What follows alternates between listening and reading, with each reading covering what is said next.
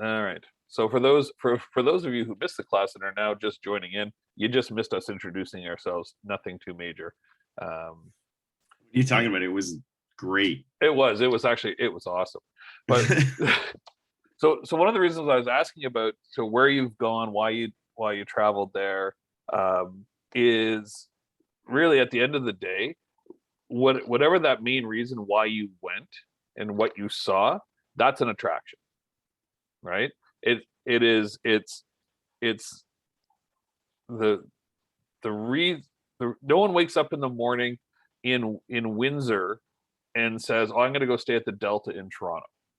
Right? It doesn't happen. Although hoteliers really believe firmly that they are the end all be all in the tourism industry, no hotels would have to exist if there wasn't things for people to see and do in any given area.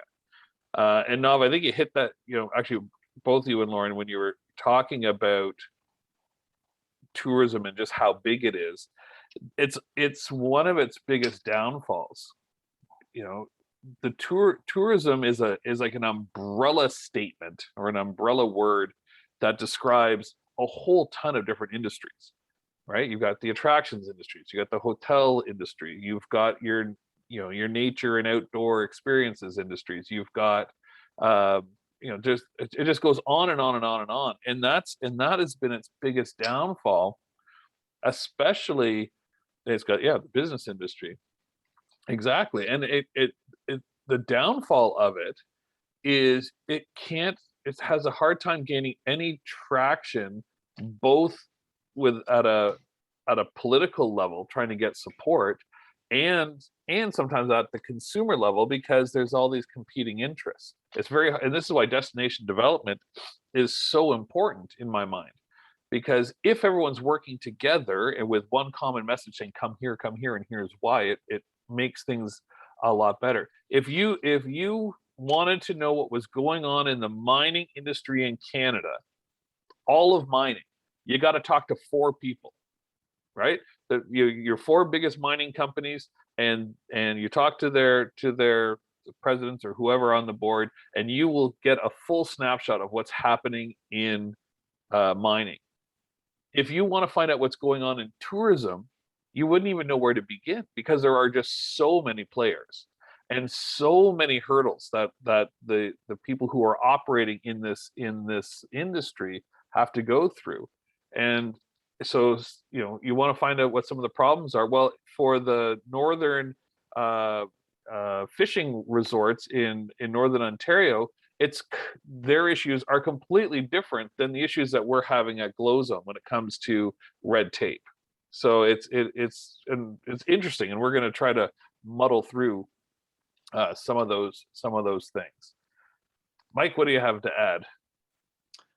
I think, from an operations standpoint, I think, one of the aha moments, sort of from Naf was talking about, just how complicated I think the whole thing is. And I think, one of the things that we'll try to kind of open up in this course too, when we talk about how attractions operate, is that they are, that they, and I spent a lot of my career, working at seasonal attractions, amusement parks, water parks, things that, where, people only think about you during the summer months. And, the biggest question that someone gets working in those industries, especially when you're not a seasonal employee, because there are large seasonal employers, obviously, Canada's Wonderland, for example, hires 3,000 seasonal employees a year to run that park.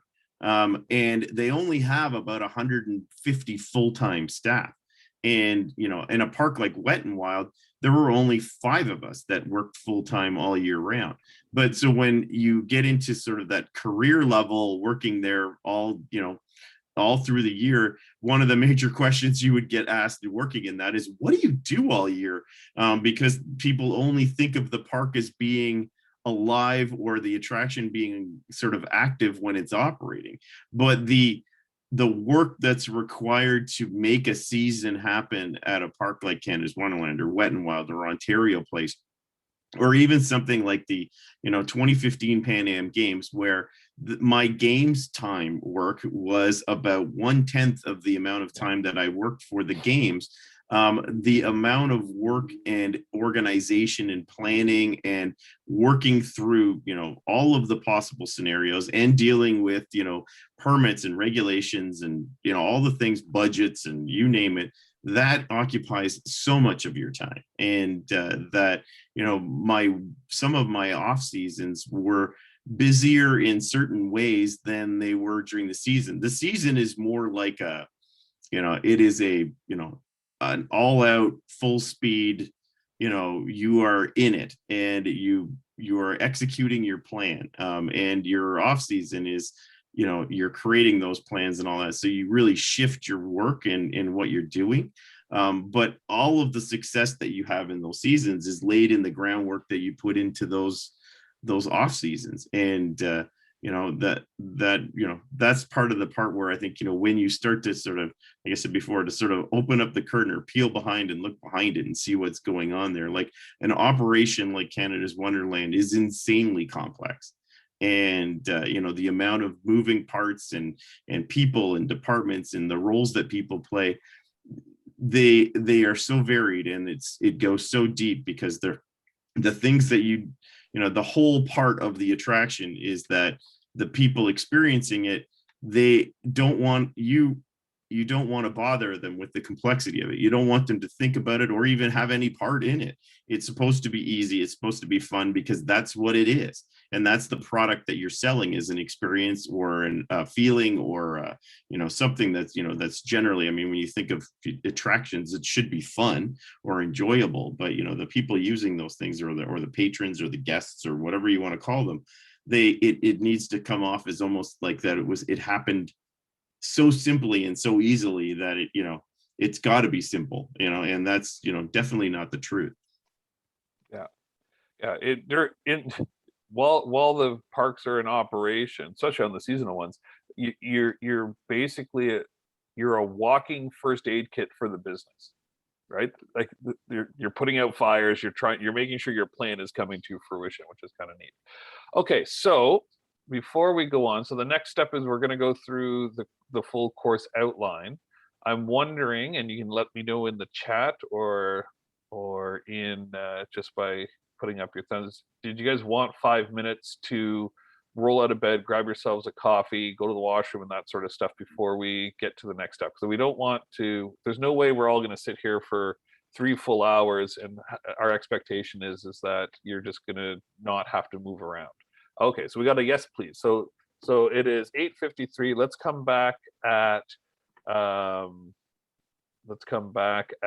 9 o'clock, and we'll do the next part. If you could do me a favor and just in the chat when you return, just say you're here or give a thumbs up on the screen, and we can go from there. So we'll see everyone back in 7 minutes.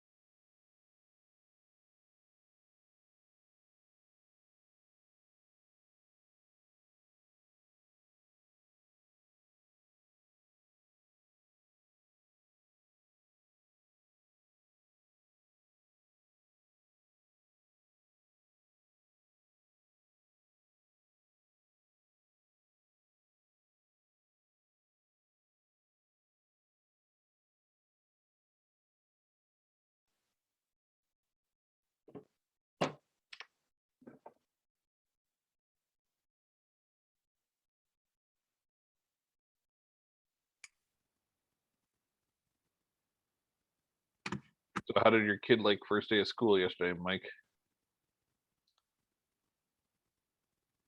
I think she was okay with it. Yeah. Which one? High Well, schooler? I was gonna say the one that still lives at home. She didn't go to school yesterday. She doesn't start till Friday. Really? Yeah, they have all, Are my kids the only ones? The only ones that are at school? yeah, I think I saw in the news that I think Halton Board was the first one to go Okay. back. Maybe they're saving it up for the end, or so they have more PA days at the end or something like that. But yeah, she doesn't start until Friday. No, okay. Well, that's So, yeah, I told her she's got a really hard week at school. One day. well, maybe that actually I was looking at the numbers from Glowzone yesterday, and I was surprised to see how high they were. But that's probably because Peel isn't back yet. Yeah, So that's cool. yeah, we had the same thing. I saw like it was busier than what I thought it would be post Labor Day. Usually school starts like right on the day after, right? So it gets really quiet. But Yeah. nothing makes sense anymore.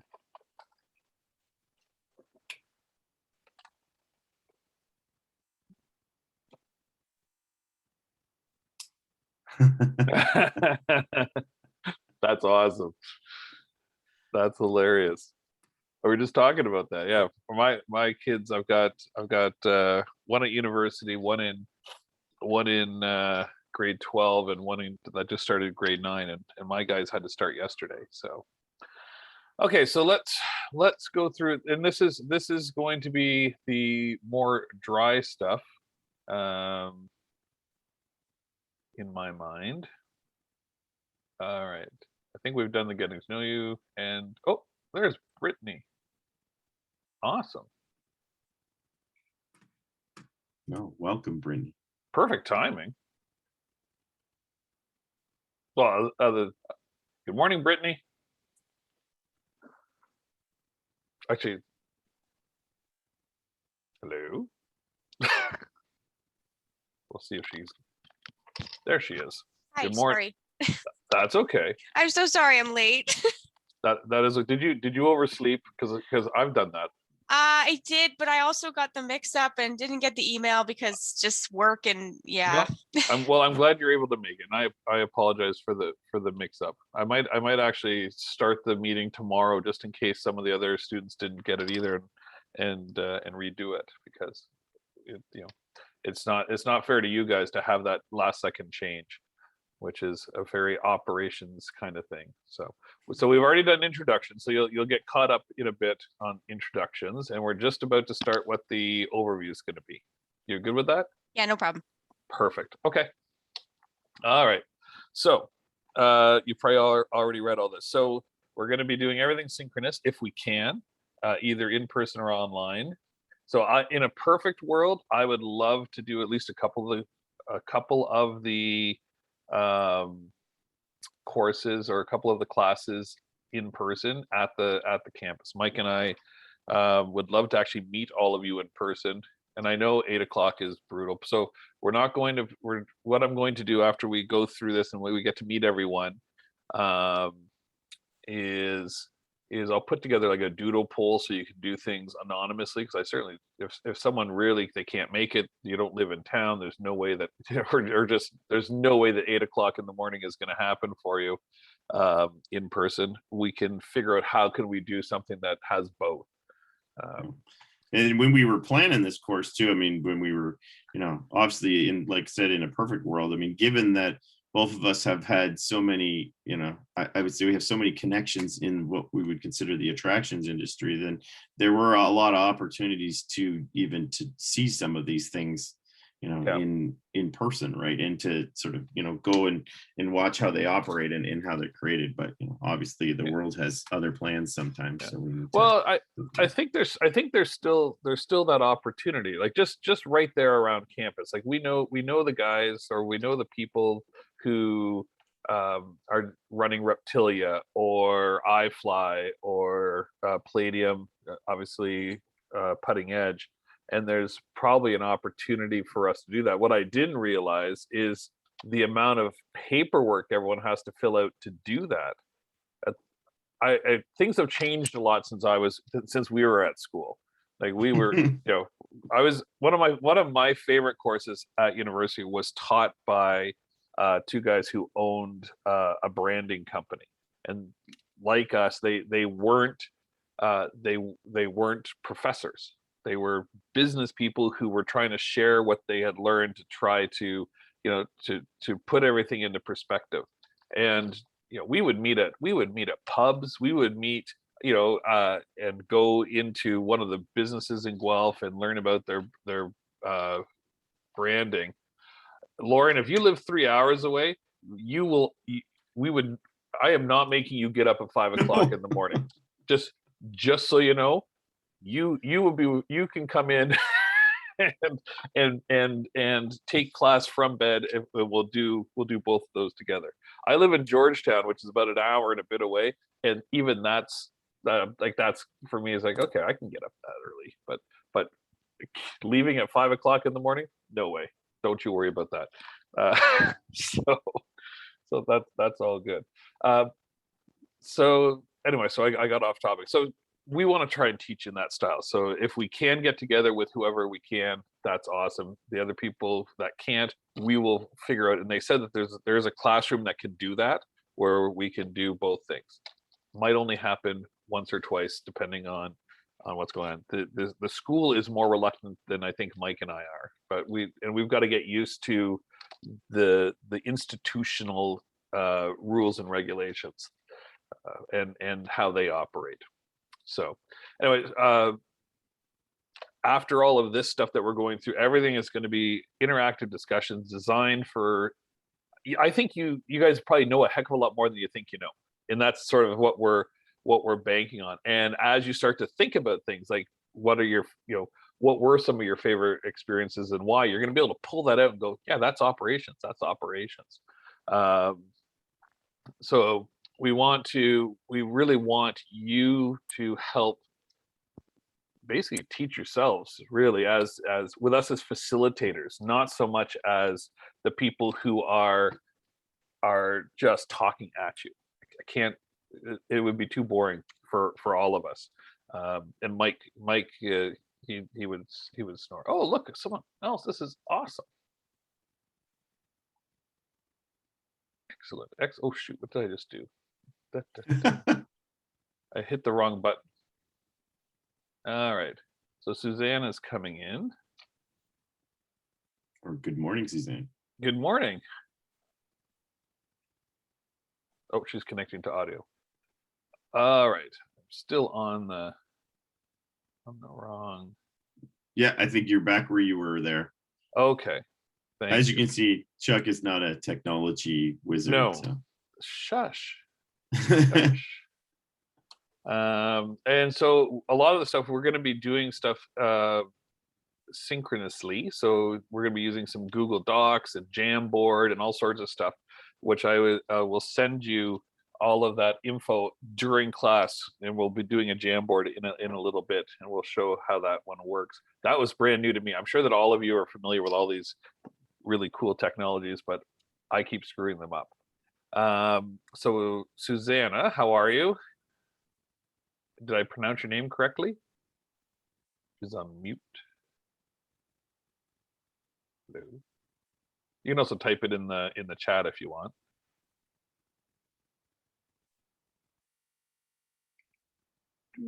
All right, we will get back to her in a minute. Oh, there she is. she's doing not just good, she's doing really good. That's awesome. Okay. First of all, my name is Chuck. My dad is Sir. I know, but I know we're doing well. We're excited to be here.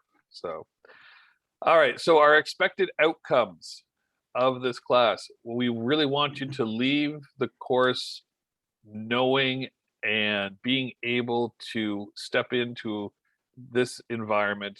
You need to understand what the various types of attractions are, the departments within the attractions, how operations is vital, to the success of any attraction, how to look at the development of an attraction or a new program within an attraction through an operational lens. how to keep things safe, how to ensure good service, and how to make it sustainable.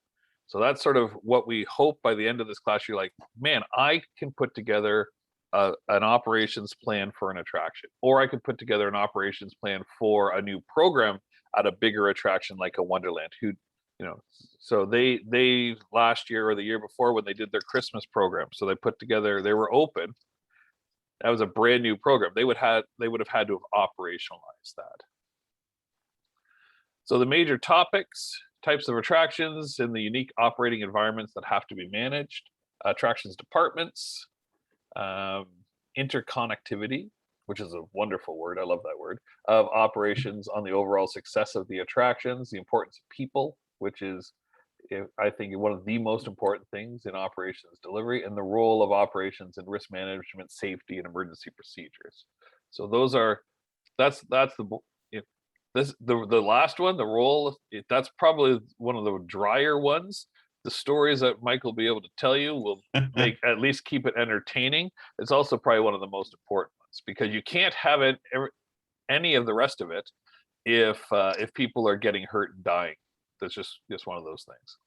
Yep, you can imagine, what would happen to an attraction if, and it's happened, and you'll see it in the industry that, where those, fatalities or injuries or things happen, and obviously reputationally, some of those organizations could not recover, and in other cases, the amount of work and obviously, sort of headache that comes with all of those things, apart from the actual, consequences to the individuals, is quite significant. And that, as an operator, you'll spend quite a lot of time mitigating risk and dealing with those things, and evaluating risk, even when you're thinking about the kinds of attractions or kind of programs you're going to do, because some of them, maybe the return isn't as good as the amount of effort you're going to have to do to contain that, or to make sure that everything is safe or comfortable, or make sure. And examples right now in terms of the pandemic situation, where everybody had to look at risk in a whole different way. So yeah, it's quite a large topic. Yeah, it is, and it's an important one, but it comes last after all the fun stuff. All right, so so this is our assignments and grading. So every week, for you get 10% for class participation. Like I said, it is very interactive, and we'll noodle through how does that look, what does it entail, whether it's through the chat, it'll be through your participation in the Jamboard and the discussions and that sort of thing. How engaged are you in the course is an important thing. So in week 3, we're going to take what we've learned in the first 3 weeks, and you'll go away with a really cool little assignment case study. You're going to have to bear with us as we're trying to figure out how DC Connect works. And we probably will rely on you to maybe help us along the way as well.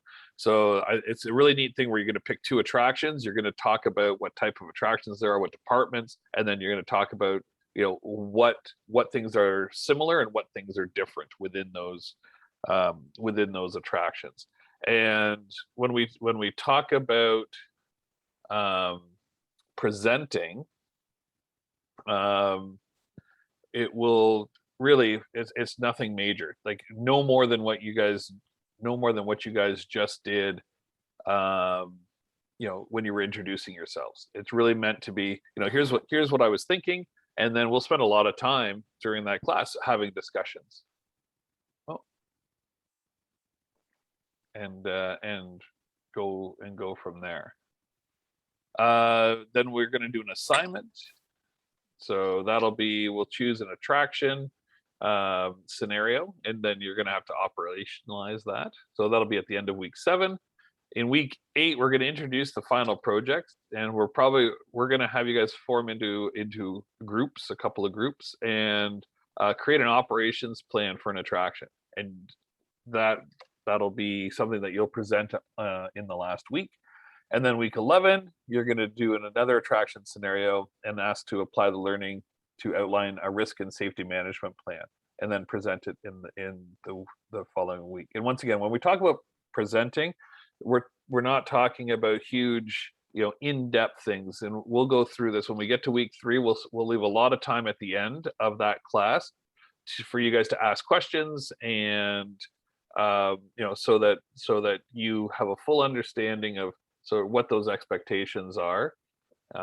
But it really, each of these things that we're assigning will form the basis of the next lesson, because it does pull everything together. Did I miss anything there, Mike? No, I think that we covered it. I mean, I don't know if there's any questions or anything that anyone wants to ask at this point in time. I mean, there's not much detail about it, but we can certainly sort of work through that.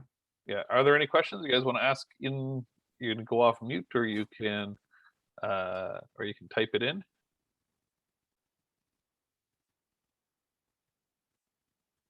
According to policy, I'm supposed to count to 10 now.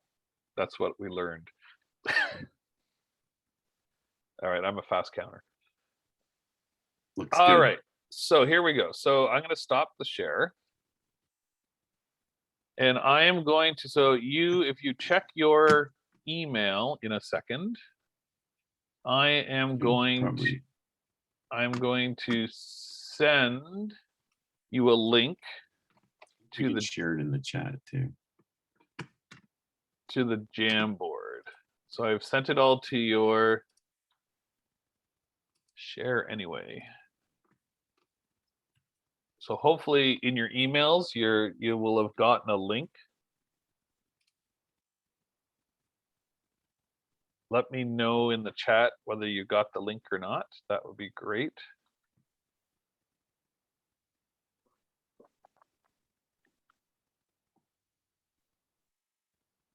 And then you can just click on that one in the link, and then you should be able to join in. If there's a problem, let me know, because this is all new tech for me.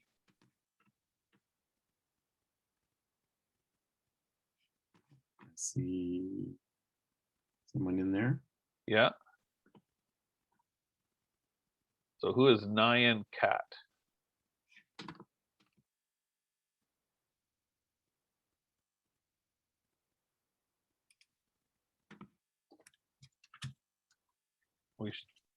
All right, anyone having trouble getting in? Oh, there's someone else. Oh, Kraken. Hello, I think I do. I'm accepting the invitation, but nothing is happening after that. All right. Try clicking the link that's in the chat. See what happens there. Okay, will do. Should open up a browser window into the Google Jamboard. There we go. 2, 3, 4. I think it's that. How many do we should be having? Yeah, I think 5, I'm in. right? I'm Oh, in. there we go. Okay, so what I'd like everyone to do, is right below the arrow, it says select. There's a thing that says sticky note. So if click a sticky note and just type your name, so that we know that you are in, and that you're able to do what you need, and then you're able to move stuff around too.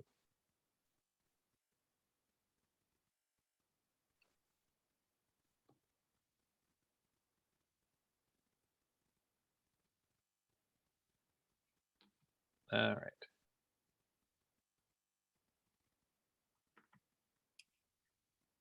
Is it working?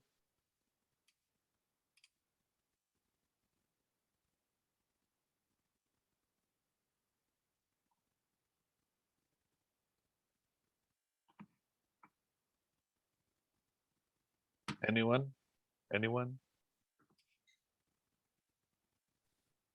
I don't see any of the edit tools, but it seems like I had to request access to edit or something. Yeah, I just did the exact same thing. I requested access. Oh. I think it's just because we clicked the link. Yeah, if I could have gotten probably. into the email, that probably would have worked, but Oh, okay. I also couldn't do that. You can't get through the email. This is No, it just said it gave a prompt saying it was just gonna say like share my email with you. All right. Let's see. For me, everybody- it says the view only. It says Ah. view only. We Yeah, need I think we you can to change their change the permissions. access. Yeah. Okay. Yeah, change it to, if you go to the share one, you should be able to do it there, Chuck. You click on the share button there and you'll see us all in there. I don't see any of you in here. Oh yeah, here you are. Yeah. I've got you all down as editors. I'm just gonna press done. Let's see if that worked. Try now.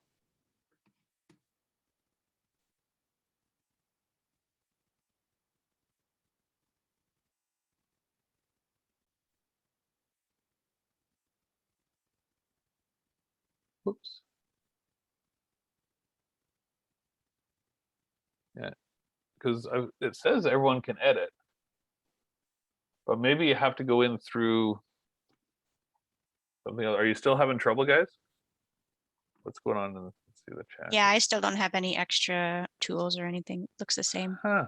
Yeah, I still Same can't here. do anything. Well, Oh. maybe we can use the chat, Chuck, Yeah, and then yeah, we'll we'll just just- create the stickies. Yeah, So- so here's what we're gonna do. Because that's just annoying. And I gotta figure out how the heck to make that happen. So I'm gonna here's what we're gonna do. I'm gonna share the screen that I've got up and running here. All right. All right, is that sharing now? Yep. Okay. All right, so what is an attraction? So really what we wanted everyone to do is just start listing out in the chat, and and Mike and I will put it up on the Jamboard, what you're writing. So just throw out, like, so sort of define what an attraction is. How many types can we identify? And it can be physical properties and it can be themes. So who wants, just start typing away. So yeah, I'll put up an example like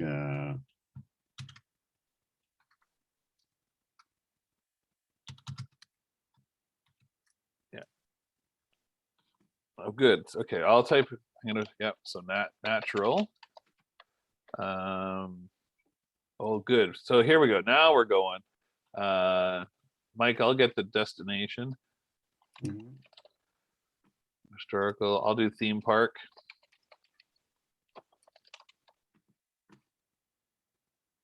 All right, keep going. There's lots. Yep.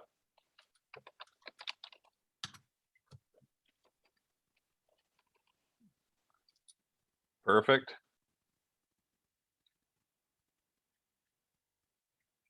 What else can we think of? There's. Yep. Beaches? You got that one. Yep. Yeah. I've got that one. Concerts, yep. And sports. I like it. I got animals, landmark. You do want to get the Yep. religious? Yep. Oh, nice. Good one. All right. Start thinking, think about some physical attributes. So I'll start with outdoor. So there'll probably be, and yep, I got that one. You got it. Perfect. Okay, wonders, yeah.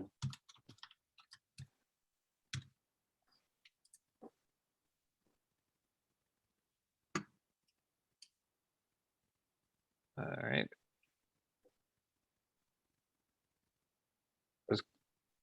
Yep, good one. Like, you got that one, Mike? Yep. All right.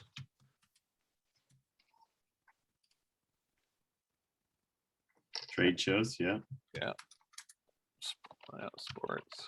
I got that sports one.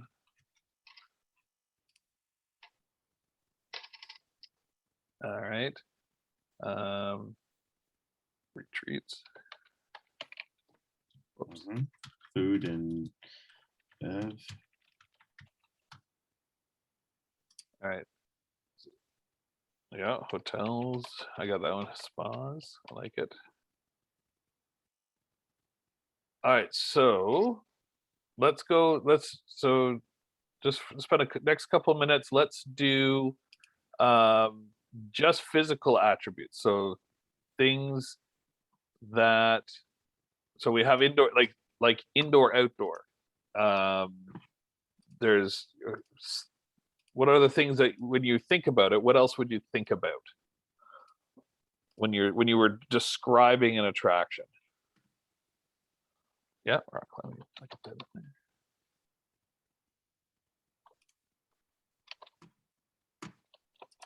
Climbing.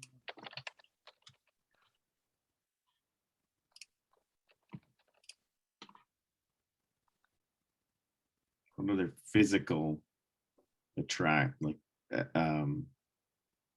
attributes can we, sort of give them? We got outdoor, indoor. There you go. Yep, that's a good one. So nature, natural, and then there are two different ones, man-made. Yeah.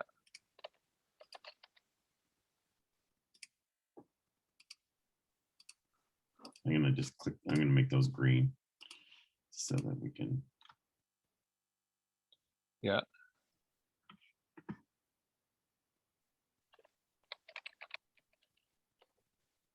Got that one. Entertainment.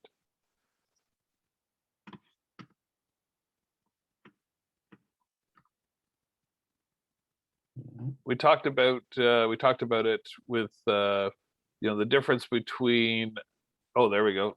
Good. Got that one. I got it. Yeah. You got it? Yeah, size.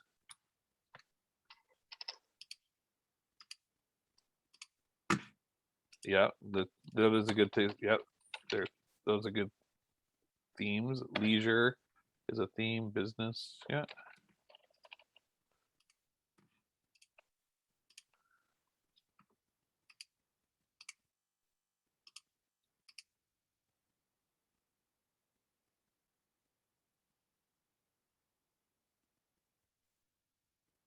All right. So what's the difference between Wonderland and my glow zone?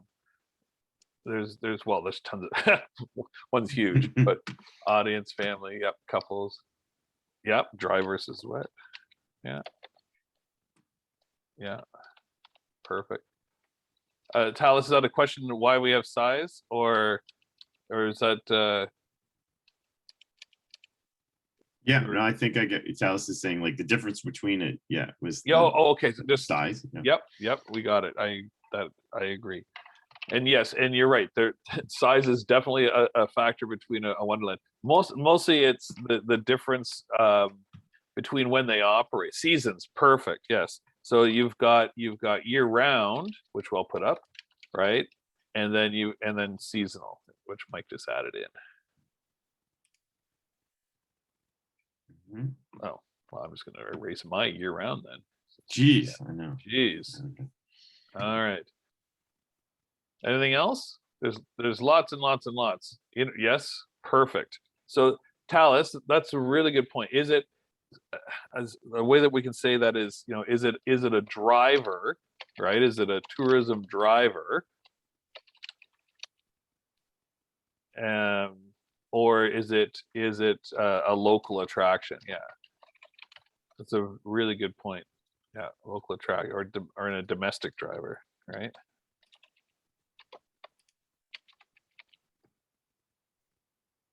I like it.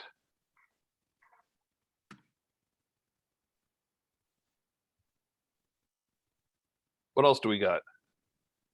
And by the way, thank you. This is awesome participation, and I will figure out how we're going to do it for the next ones, where you guys can actually be putting all your sticky notes up. Not that my fingers are getting tired. Yes, that's right. So is it a part of a chain versus independent? And oh, Padlet works good. All right. I think they're getting rid of Padlet. There's another one that yeah, I'll talk to Kelly. All right. There was another thing that they were using during our training. This was supposed to work perfectly, darn it, because Mike and I were able to do it. So I don't know why the links didn't work.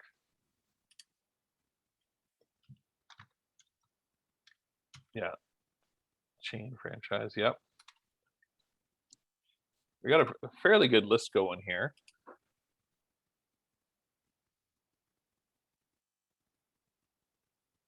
Anything else?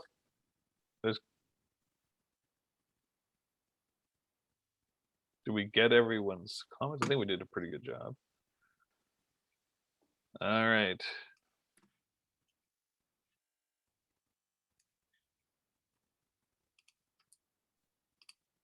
Mike's just cleaning up. Gotcha. Yeah. Yes. That's a good one. You gonna put that one down? Or Yeah. I'm gonna call it attendance, maybe. yep. Oh no, what it also has to do with accessibility, right? Yeah, we'll put this.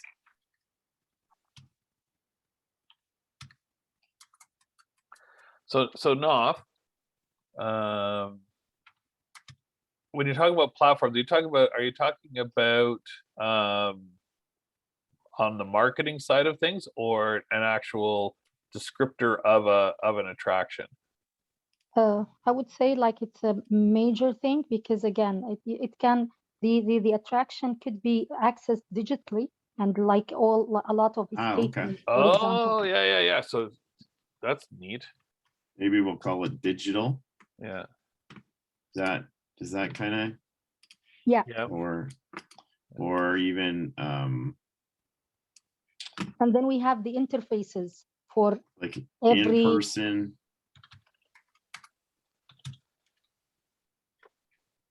Lauren, are you okay if I put paid versus free? Because I agree with that. But there are some where it's VIP status for some places, but there's also, sometimes you don't get in unless you've paid. You okay with that? Or perfect.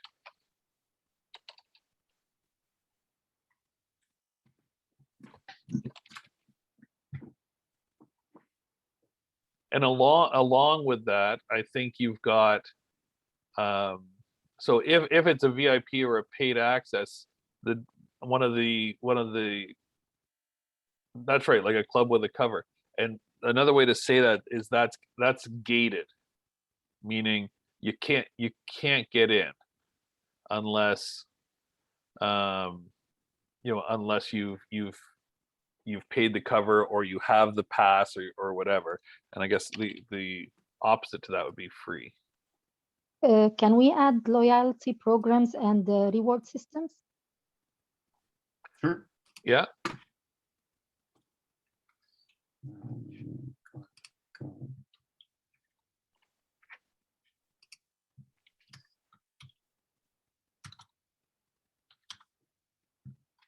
There was a bar at the University of Guelph called the Ring, and when I was going there, it had a reverse cover because no one ever went, and they would give you $5 to go in to get your first drink, and you would take your first drink and then you would leave and go somewhere else. It didn't last very long, but there is also the member non-member difference. Yeah. Yeah. Most of the provincial parks here have this member policy where you get some perks. Yep. Yeah, or a member season pass holder. Yeah. So it has memberships versus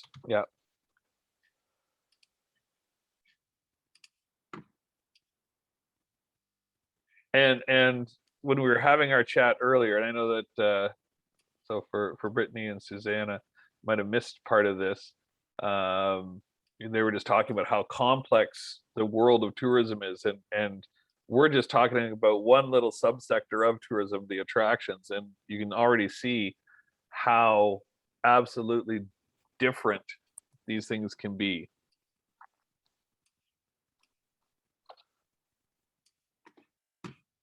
All right.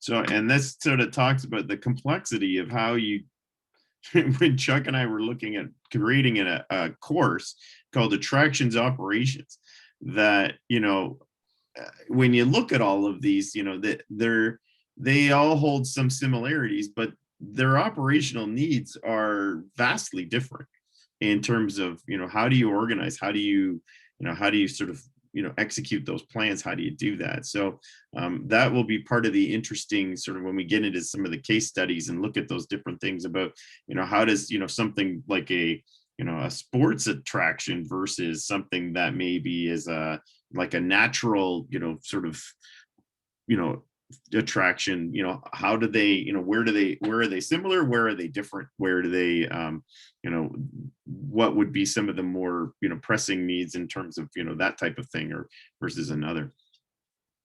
Yeah. All right, there's probably lots more. Take now. Hopefully, are you guys seeing the list? Is that what everyone's seeing on your screens? Oh, good. Okay, thank you.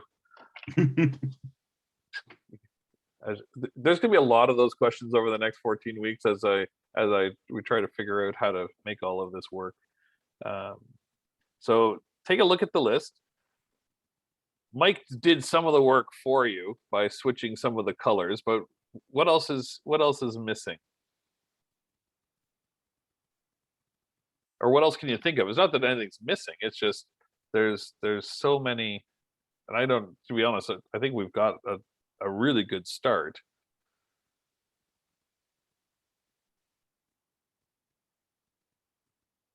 All right, okay, let's go through and so the two different ways to describe attractions are physical attributes and by theme. So let's go through each of these, and we'll do physical attributes will be green, and themes can be yellow. And I think a lot of them are right, but not all of them. All right. And how are we going to do this, Mike? We'll just go across. I guess, yeah, I think we'll go across and kind of, maybe look at the ones that we've put up, and maybe you guys can put in the chat, or, just, or, go on mic or whatever and tell us what you think, those would be, in terms of, is it a theme? Is it a physical attribute? Is it something else? And then, yeah, we'll kind of go through it. So, so yeah, I guess, in person, is that a theme? Is it a physical attribute? Yeah, I think that one. Yeah, we'll start with a couple of easy ones. That's a physical attribute. That is a type. That is one of the things. And you got to remember, when we describe an attraction, they are going to have lots and lots of these attributes to describe. So let's, what we could, once we get them listed in, we'll pick a couple of attractions and try to figure out how you would describe them. I think that could be fun. So loyalty reward is yellow. Is that a theme, or is that a physical attribute? Anyone want to pipe in on that one? Yeah. Or is it a marketing thing? Or is it something else? Yeah. Okay. Like it's a physical marketing. Yeah. Yeah. So, I would switch that to green. I agree. So we'll switch that over. Okay. Are you gonna make that green? I did. I don't know. There we go. Oh, perfect. All right, religious places.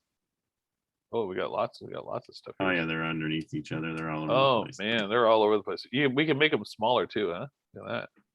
Oh, there we go. All right. Okay.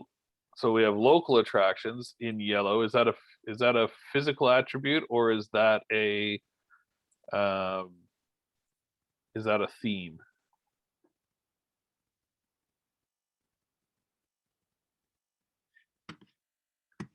Feel free to, anyone can just type it in. Perfect. Physical, yeah. Agreed. We can change that. Gaming, Yeah, we've got gaming here. That's a theme. Yep. yeah. Religious. Here, let me just shrink. Oh my goodness, what the hell? Yeah, just scramble them around. All It's right, fine. religious places. Theme, thank you. Let's drop that there for now as we sports. Theme, thank you. Beaches. Man, we came up with a lot of neat stuff here. Yeah, Once we shrink all these down, we'll reorganize. Amusement parks. yeah, physical. Yeah. So physical, that was green, I think, right? Or what do we have there? I think all of these here are, a lot of these are themes, right? So local attraction, I think that's a physical. That's one we talked about as being a physical.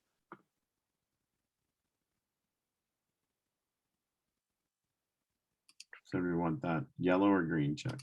I think physical is green. I think amusement park is a theme. We should have that discussion. What do you think, Mike? Is an amusement park a theme or a physical attribute? I don't know. personally, Anybody have anyone have an opinion on that? The great debate as to whether Yeah. is an amusement park. It's a theme, okay. It's an idea of it being man-made, okay. Yeah. Anybody else have a thought on it? I would say depending on the amusement park. Yeah, how so? I mean, the different experiences they present, some of them are like theme and some of them are just physical. Yes, that's right. An example I would sort of put out is, we'll take one that we kind of know, right? Canada's Wonderland, right? Canada's Wonderland started off as they built themselves as a theme park, and it was very heavily themed. And when I started working there, it was, you had all these different areas, and they're sort of sliding back to it a little bit, but they had all these different areas of the park, right? And they're still there, right? There was one that was like a medieval theme, and one that had what they called the Grand World Expo of 1890, and it was sort of supposed to be this, the 1890s kind of world fair type of thing, and the ride names and even the costumes that the employees wore were themed to that particular area. And then they kind of got away from that, and although those elements are still there because that's the way the place was built, they didn't consider themselves a theme park anymore. They consider themselves an amusement park, right? Where they had, the theme was amusements, so it was just, we're going to put in rides and they're going to look cool, and they're going to go where they fit, and sometimes their names didn't even fit with the area that they were in, whether it was they're owned by a company that did movies or whatever. So yeah, I think I agree, it could be both, right? That an amusement park could be the theme, or it could be the physical attribute, because an amusement park is just a collection of rides and attractions in a space. So, like Disney World would be what? A theme park, right? Whereas the C&E in the Midway there, nobody would call that a theme park, right? But it's an amusement park, in a certain way. So yeah, it can kind of alternate on either way. So you could kind of take it either way. It does, and I think that for this course, it's sort of that descriptor of what it is the theme. So we don't have zoo here. We have animals as a theme, but if you were to say the zoo, you would describe the zoo as a really large year-round paid attraction, but the theme of it is it's a zoo. Does that make sense? Or that, at least in my head. Or looking at the difference between something like the Toronto Zoo and an attraction like Reptilia. Yeah. Well, where the common thread is animals. That's right. Yeah. But they're presented in a much different way. Oh, we're gonna have so much fun with this course. It's gonna be awesome. But so Brittany said that she thinks theme right off the top, and that's what I kind of did too. Talis, I agree. You could consider both. Lauren, I like that line of thinking. It's a theme due to the idea it's man-made, and you can kind of choose where it goes. Yes, absolutely. It's not Niagara Falls, right? You can't move it. So that's very cool. All right, so where do we get to? I'm just shrinking stuff down so we have a better chance of seeing some things. So let's go back to the local attraction. I think that we got to change that one green, Mike. Yeah, we already have local up there too, so we okay. Here, I'll just delete. Probably just delete one of them. Yeah, that's fine. That's fine. Go ahead. And what do we mean by local? I think a local well, that's a good point. I think that goes along with, we had a couple here that talked about sort of where you could draw from. The 80-kilometer rule, right? Yeah, exactly. Tourism is. Was it 80 or 40, by the way? Well, in Ontario it's 40. Other places it's 80. It's basically, the easiest way to define tourism in my mind is anyone who comes to a community where they don't live and they don't work to spend their disposable income, because that's new money coming in. So in a place like Durham, like I go to Durham all the time. Like my kids play lacrosse, and we used to go there all the time for the provincials. I don't consider myself a tourist when I'm there, but I'm spending a lot of money there, and so that's new money coming into that community. So technically I'm a tourist, but in reality, actually in reality I'm a tourist, but technically I never feel like one. So we refer to a lot of, I like to use the visitor economy instead, the notion of visitors, because even when you travel around and you get familiar with a place, well, Talis, you're the one that's gone to Greece 2 or 3 times, right? Was that you? I think that was you. Yes, that was me. That was you. Do you consider yourself now that you keep going back, do you still consider yourself a tourist, or do you feel like you're just visiting? Definitely still a tourist. Are you? Okay. Yeah, I feel like I still take part in all the typical tourist attractions when I go. Okay. No, that's an important one. But it's funny because Mike and I have gone down with our families with. That's a good story. We'll tell you one day. We go down to Myrtle Beach every year, or we used to. We did for like 6 or 7 years in a row. And by year 6 or 5 or 6, we're on the technical side, we're definitely tourists, right? Because we don't live there, and we were doing the touristy stuff, but it just felt so comfortable. It almost just felt, oh yeah, we're back visiting our favorite golf courses. We're back visiting, the Broadway on the beach and that sort of stuff. At least that's how I felt. Mike, I'm not sure. What? Yeah, I would say. I mean, it becomes different. Like, yeah, you kind of get those different vibes or whatever going on, or even in the sort of, when you talk about that sort of local, you can have attractions that have a large reach in terms of visitation from, example would be something like the CN Tower, where you've got people coming from all over the world and they're visiting it, but then you have people that are sort of using it as locally as something that you just might do to visit, and so to you that might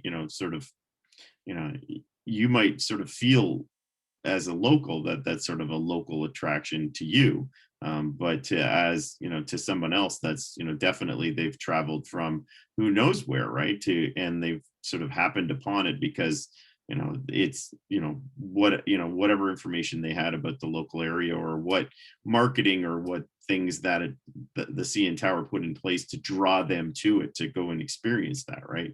And so, yeah, I mean, the sort of how you treat it or how you sort of feel about it becomes sort of a matter of your own perspective. Yeah.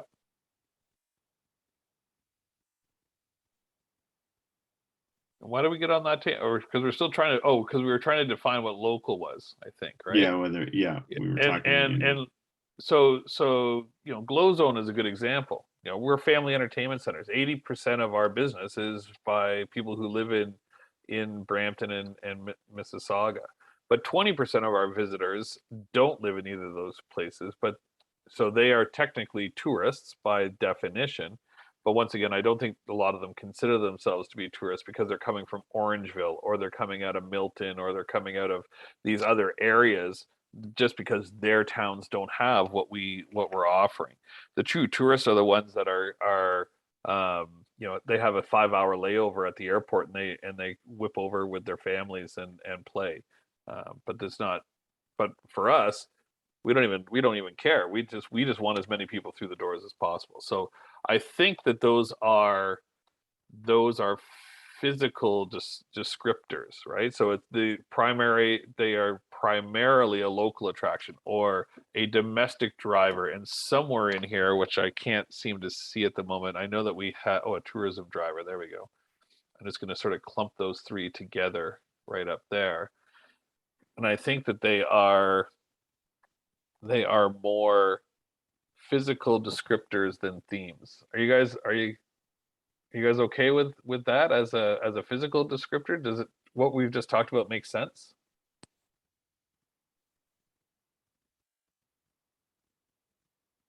Anyone? We lost them all, Mike. Oh, there we go. Well. Thank you, Talis. All right, Lauren, thanks. Okay. All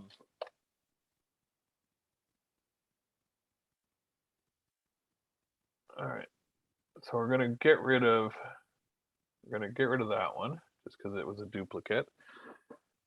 So we have beaches. Yep, I think that these are all descriptors or themes, and we've sort of put amusement and theme park together. Concerts, I agree, that's a type, that's a theme. Natural. So personally, I think that might be a physical descriptor rather than a theme.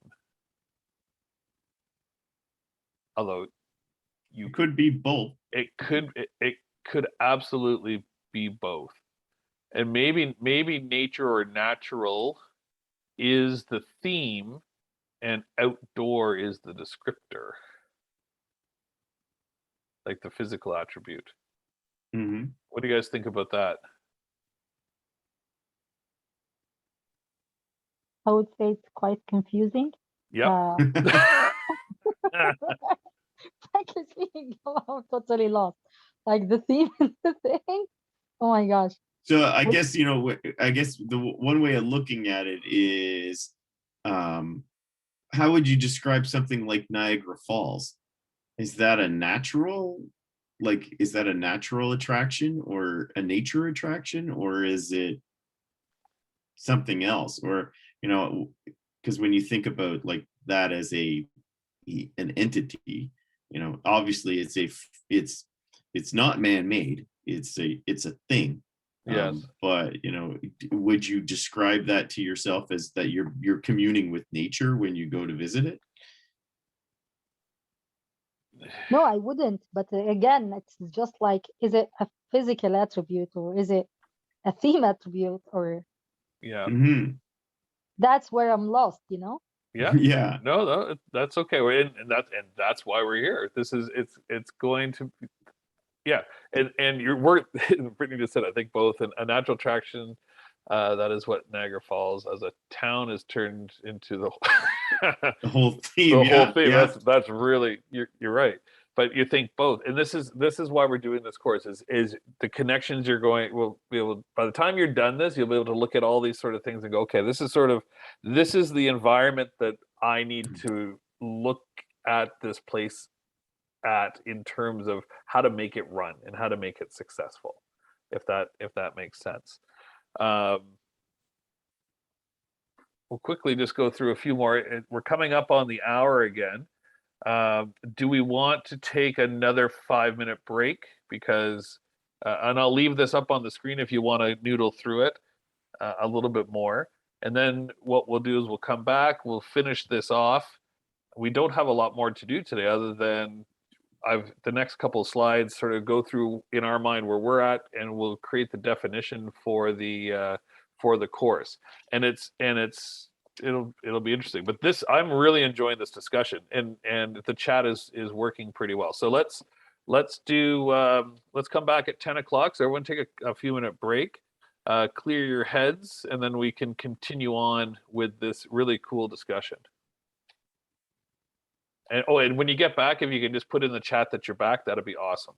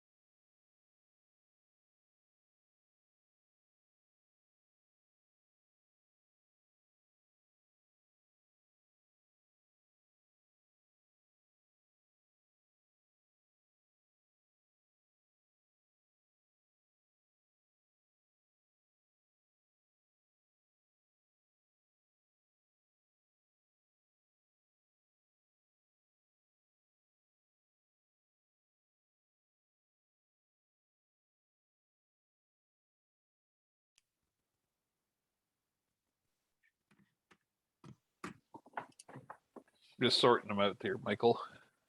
Yep.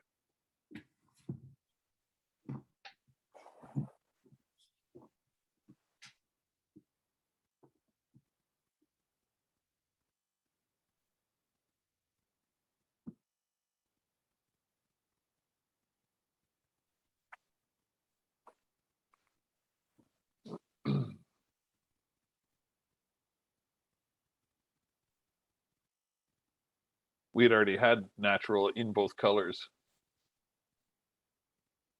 Well, I think it, it does make sense. I mean, when you look at it, Yeah. I mean, and to describe it, like some of them, I think you would look at it and say, okay, well, yeah, the Niagara Falls example, or it's something like the Grand Canyon, or something like that, where it's become more than a natural attraction that it may have. But then when you look at something, that is sort of more, like, Algonquin Park or Tobermory or things like that, that is, it's not about one specific natural entity, it's about a area or a region, and you experience it, and so you may say, well, that could be. Yeah. I think we're just waiting on. Oops.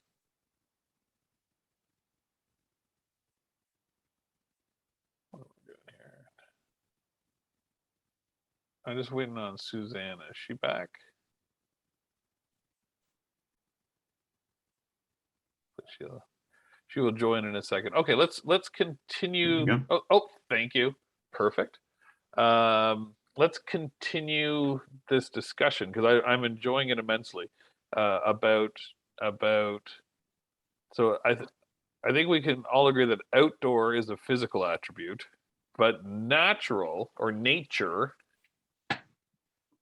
where do you think it should sit? And I just in terms of how we are going to describe things in this course, where do we think that this should sit? Or is this one where we actually do sit it in two different places? Anyone have a opinion on that? I hope so, because this is part of the fun of the class.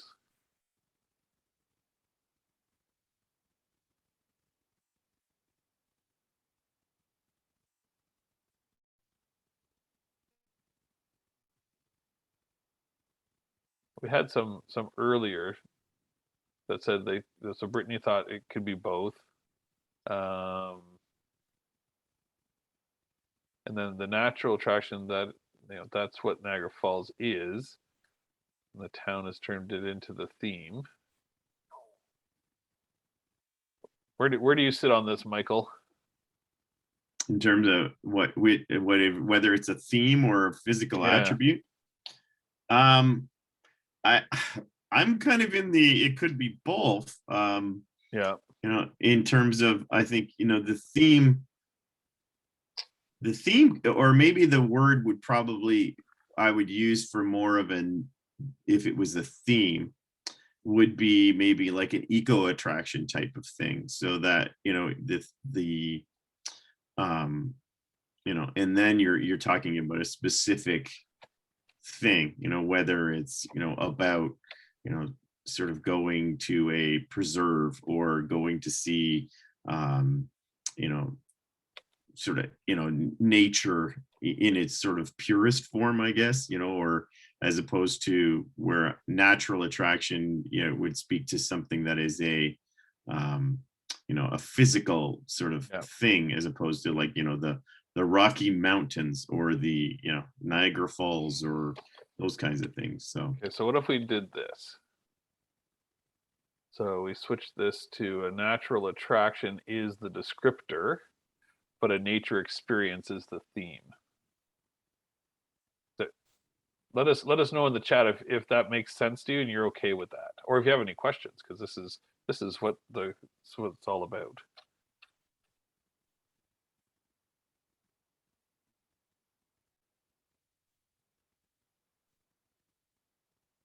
Okay, perfect. We got one that says it makes sense. Anyone else? Sounds good. Perfect. Anyone else? Anyone disagree? Because that'll be fun too.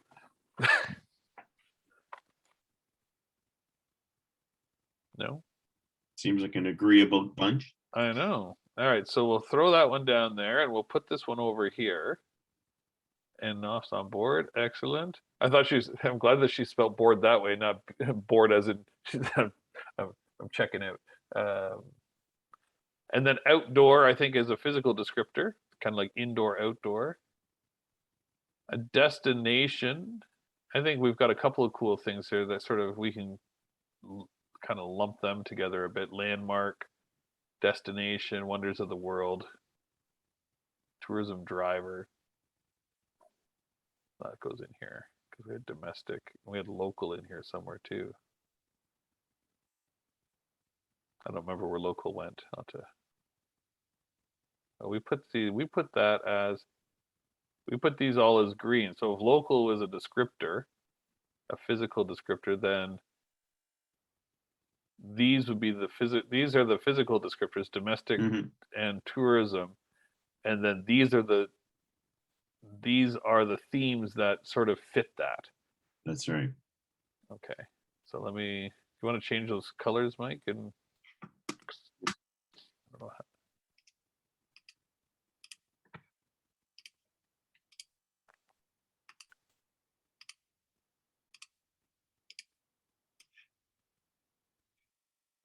Perfect.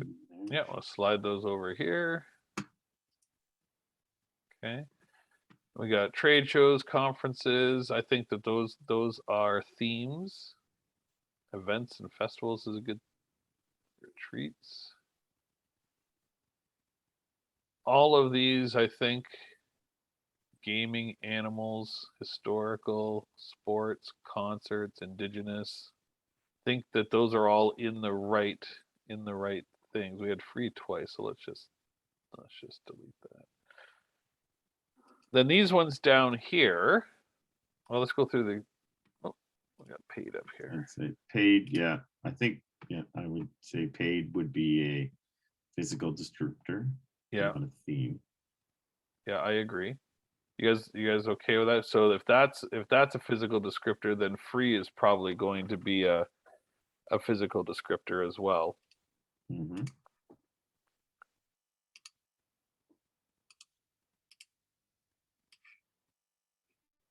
Okay.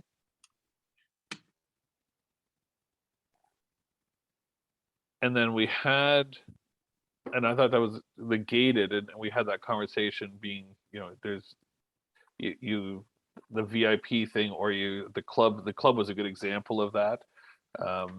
You can't just get in. It's a gated thing. You have to either be invited in, or you have to have purchased something to allow you to go in. So I think that that's a physical attribute as well. Going green.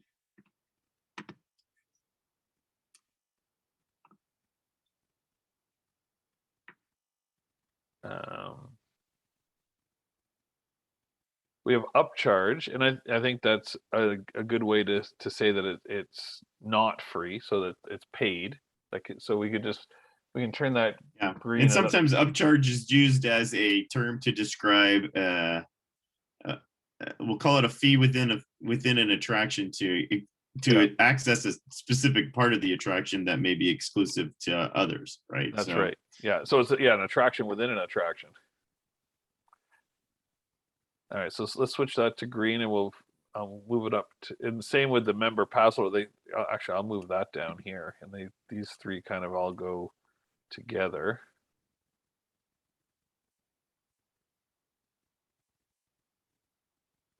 And we'll do the same thing with the member pass holder thing. Yep.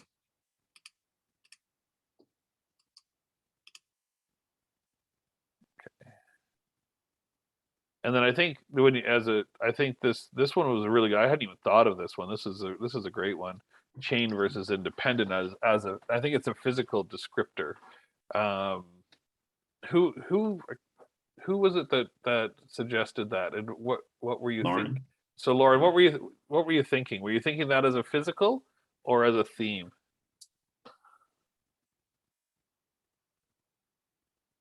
Physical. Physical. Okay. All right. And I agree with that. I think that makes good sense. So we'll change that to green.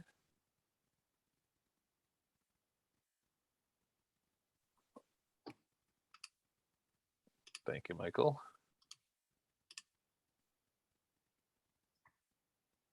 Perfect.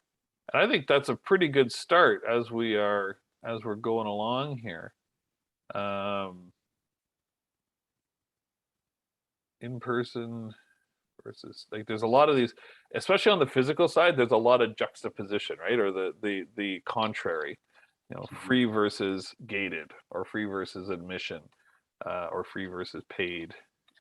Oh, we should put Does anyone disagree with any of those, or does anyone see anything that that we're missing that would be, that would add to any of these two lists? So we're talking, we've got these physical attributes of an attraction versus the sort of theme or the,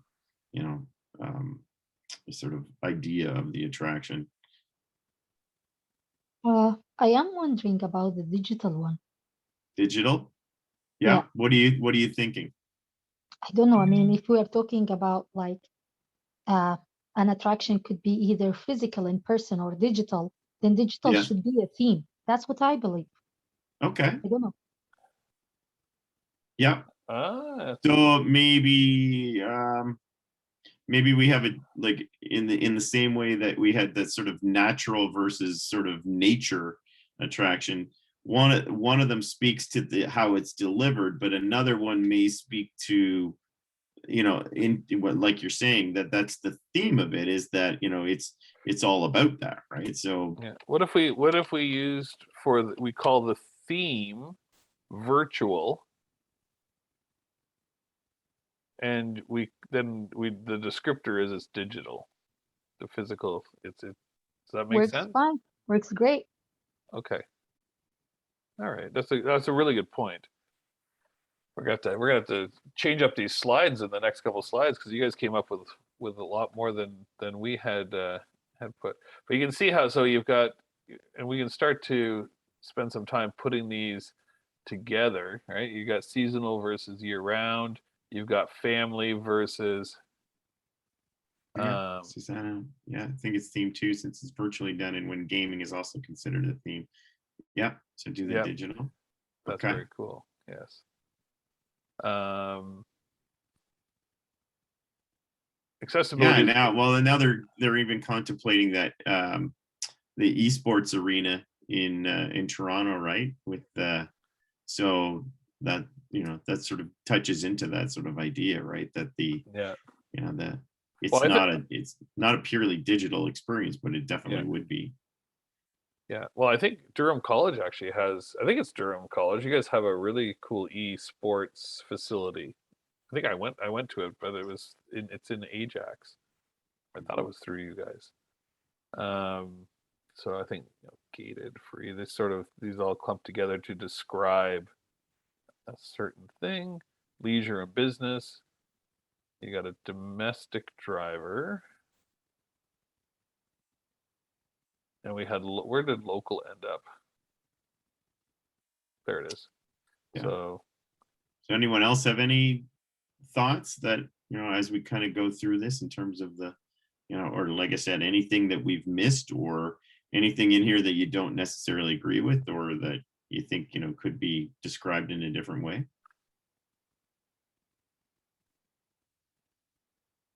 Outdoor, indoor.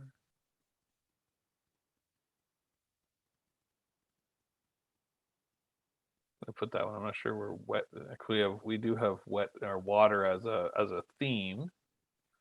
Mhm. Oh, we have. Oh, I know. Here we go. I'm gonna delete this one because we've got a copy. So we have independent and versus chain. In person versus digital. We have wet and dry.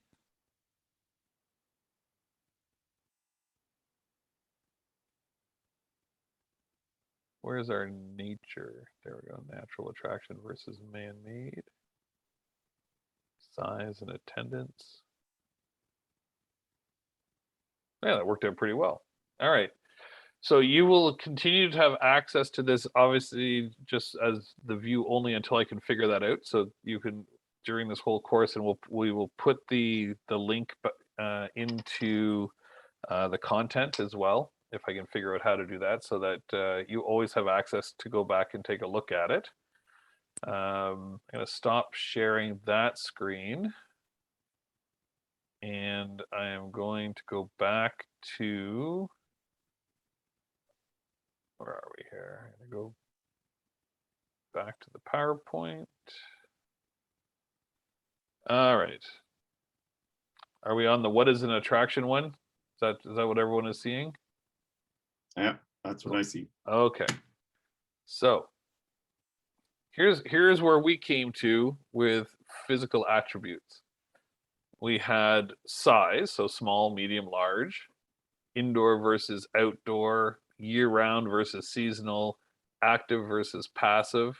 We didn't hit that one. So when we're talking about something like that is so an act, I would say a passive thing would be going to the movies, right? Versus an active thing would be rock climbing. Major versus supportive. So there are not, and you guys have touched on that. We just called it something different, I think, in that spreadsheet where, just going to pull that up, where we were calling it, destination or wonders of the world or landmarks. Those are your major.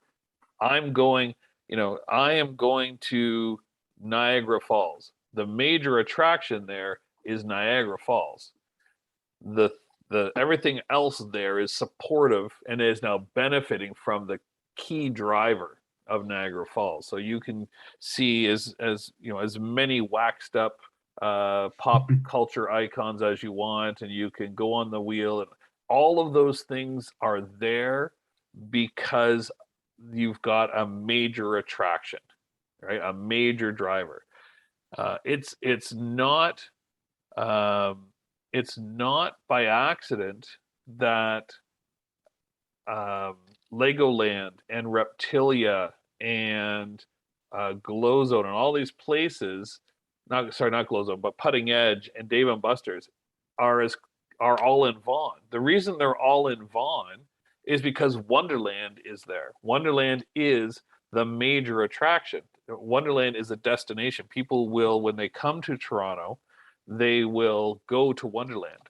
Believe it or not, Wonderland, in terms of their actual tourist visits, now they do it by, I think, 200 or 300 kilometers away, like people who are definitely spending overnight, only account for about 20% of their overall business. But when you're putting through 3 million plus people a year, that's a lot of people who are coming to spend time and are already predisposed to want to do things like a Wonderland. So that's why a Legoland exists so close, and Reptilia is so close by, and Vaughan Mills went where Vaughan Mills went. Like it just makes sense because these are now people who are on vacation and are going to spend a lot of money. And then ticketed versus free, and gated and versus open, meaning if anyone can wander in. What do we need to add? What are we missing? Because I can get out of this. We've got size. I like the independent. Hold on for 1 second. I bet you that I can.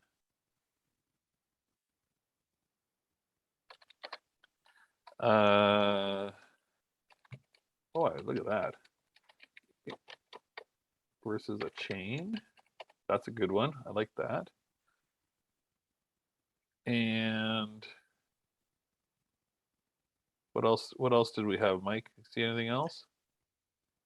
Oh, there's so many on that list, but I think, it's sort of catch all big ones. I think we looked at, Yeah. and we'll go back to that sort of, natural versus, sort of man. Yeah. And we have that sort of, we have a man-made or.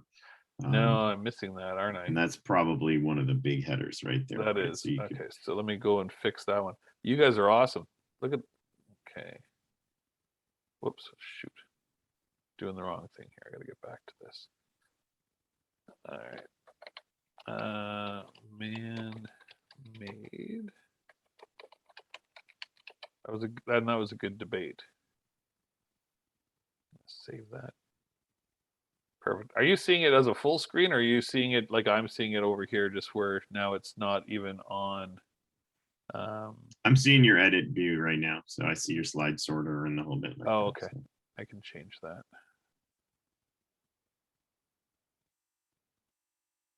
How's it looking now? Better? Nothing changed. Crap. Oh. No. It is. Everybody can see it, so we're good. Yeah, that's true. Okay. We'll our technical presentation will evolve. We certainly hope. We certainly hope it will, but I'm not totally gonna guarantee that.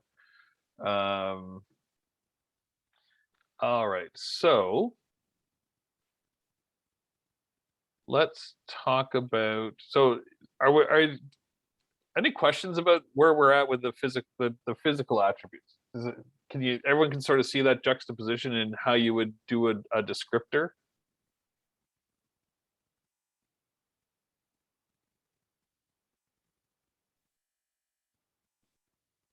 Yeah. Perfect. Well, excellent. All right. So let's go to the next slide, which is the types of attractions.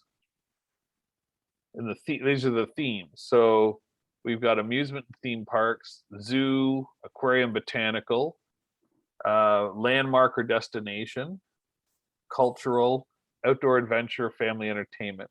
And then we just kept going: festivals and events, destination shopping, nature and trails, tours, arenas, stadiums. So if we take a look, which you guys might not be able to do, but if we go back to the I think we've got everything covered. I just put them into slightly different buckets. So we've got sports. I think maybe, yeah, do we have sports in there somewhere? Arenas and stadiums is sort of where I was thinking sports and concerts would fit into that, if everyone's okay with that, as long as we know that's what it's for. We've got nature and trails. Concerts covered. So indigenous, because I think that's a big one, fits under cultural. So in my mind, we would do cultural is things like museums and art and theater and all of those sort of things, and indigenous experiences and so forth. Are we okay with calling it cultural, or do you want me to put some brackets in there to do a better definition, or are you okay to pull it out? I've got one saying you're okay with it. All right, I'm just gonna. Okay. If you disagree with it, let me know. and what we're going to do, and the reason I've got this divide here is we're only going to focus on the ones on the left. We're only going to focus on the amusement and theme parks, the zoos, the aquariums, landmark, cultural, outdoor adventure, and family entertainment. And the reason for that is, much like we started this whole conversation at the beginning of the class, is it is so big. It is so complex, and that's why I was asking, why did you go here? What was it that drew you, and what is it that you want to go see? Was it Naf? You said you wanted to go to Utah to see was it the wave? Yeah. Okay, so that's the driver. So for you, that's the attraction, right? Does it cost money to go see that? Of course. I think even it's like a very complicated system. You have to apply for kind of a lottery, and they pick people to see the wave. It's not like you are, even if you pay for the ticket, there is a guarantee to see it. Oh, okay. So it's a natural wonder that they have monetized. Yeah. Okay, fair enough. So for me, I went to BC this summer, and with Trish and my youngest, and my best friend's kid, who is the same age as Patch, and we took a look. And the whole reason we wanted to go, what the drivers were for me, were the mountains and the ocean. I've been a few times. Patch hadn't been, and it's been years since I've been back. Well, those two things are attractions. They're big sorry, got a hair in my eye. They're big natural attractions, but they don't cost anything to see. So I'm trying, for the purpose of this course, we're going to pick operating systems in places that are typically going to be gated, have a season or a year round, and are ticketed in somewhere, have an admissions system. And the reason for that is, it is when you have festivals and events, there's a lot that go into it. Mike worked for a whole year for Pan Am.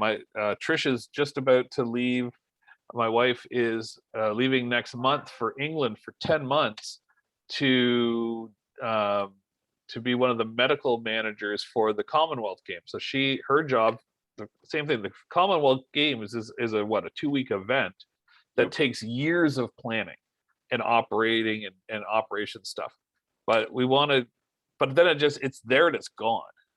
So we wanted to stay away from some of those things. Destination shopping, which is an interesting term. Vaughan Mills is a destination shopping.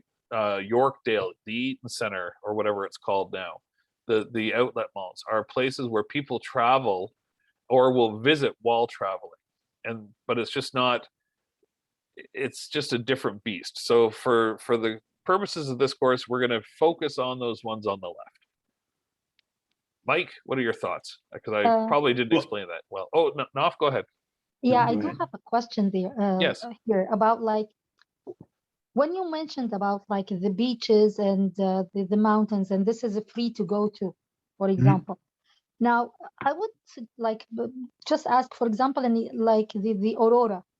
I mean, to go to the Northern Territories and see the aurora, I know it's free if you do it on your own, but I mean, mostly the people will go in tours, Yep, like that's where. right.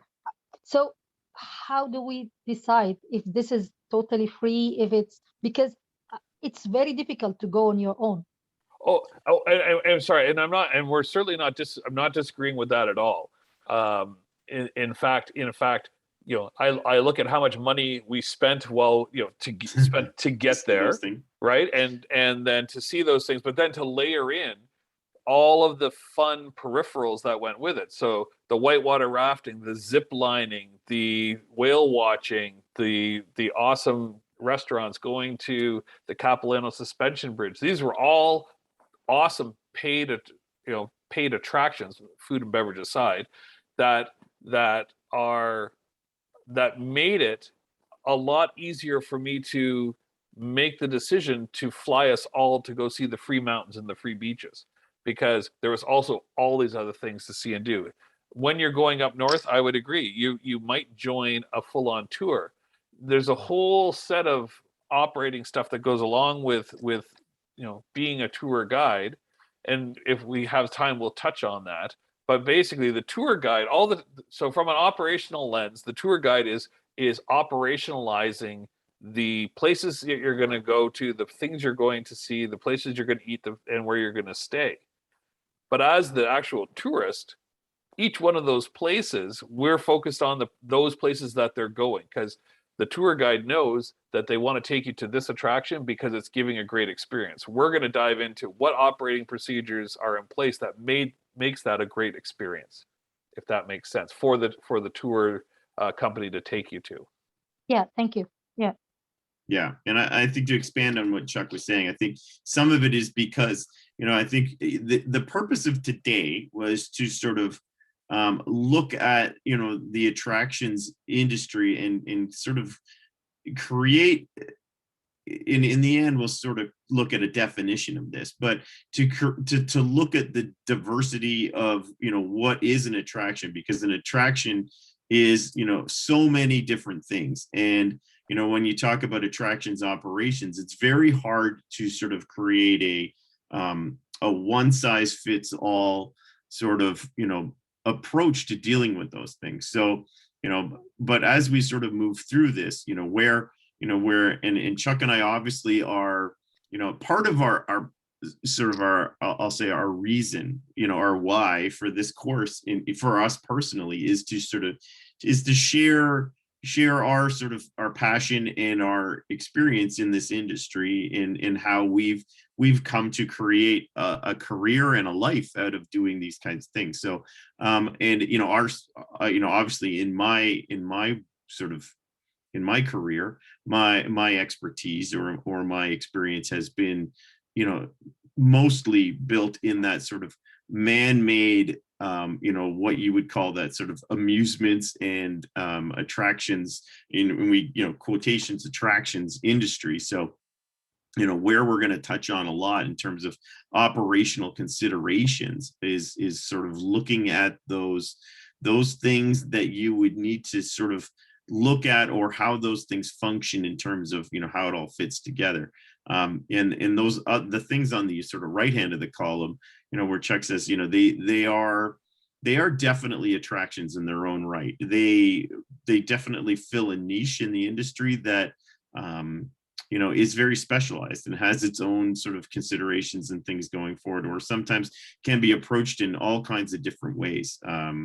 So I would say we're not discounting them in any way, other than we're just sort of saying, for the purposes of this course, because we want to give the subject matter the best treatment that we can in terms of getting into depth and going into the weeds of how these things come together, that for us, we had to kind of select which side of the ledger we were going to fall on, and so we felt that to give you guys the best sort of treatment in terms of our experience and sort of our view of these things, that we would definitely want to go in these ways now.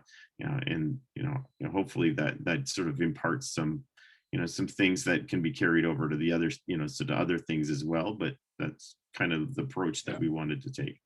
Yeah, and oh, sorry, I keep hitting the wrong buttons. And our operations, once you're in operations, you realize, and we're going to talk a lot about this, how it plays a role in every single piece of the puzzle at any attraction. And Mike's got a lot of experience at operating the big boys, and I have a lot of experience as owner operator kind of status, where suddenly you're a jack of all trades. It's a little bit different, but it's incredible how much is actually the same. So. Definitely. And I mentioned before when I described my experience, when you take something, a bulk of my experience has been in the amusements industry. But there was a point in my career where I, for one reason or another, ended up in what we would call the arenas and stadiums business.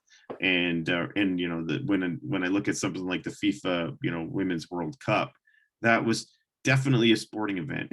And it was there were no rides or attractions or anything like that. And so how was I able to take all of this experience that I had in one part of the attractions industry and apply it and succeed in that sort of arenas and stadiums area is because there are a lot of things that you can sort of, once you've grasped those concepts, or once you've been able to sort of go through all those things and make those plans and stuff, you start to see behind that, and that a lot of it is about organization. It's about about people, and it's about understanding sort of what your objective is and how to do that. And for me, my experience, like as Chuck said, was in large scale, large, like as in many people attending on the same day. So whether it would be something like Canada's Wonderland, where we were dealing with 50,000 visitors a day, or something in the sporting world at Pan Am Games, or when I was in sort of that exhibition place area, that we had days where up to 250,000 people were going to be visiting that venue. Those are very large scale problems that need to solve. Whereas, in other parts of the attractions industry, 250,000 people is your year, or maybe multiple years of doing business. And we see them in one day. So it's a scalable industry for sure. But then those concepts kind of, they get sort of scaled to the size of the attraction or what's going on in that. Okay. All right, just before we go on to definitions, any last minute questions, concerns, thoughts?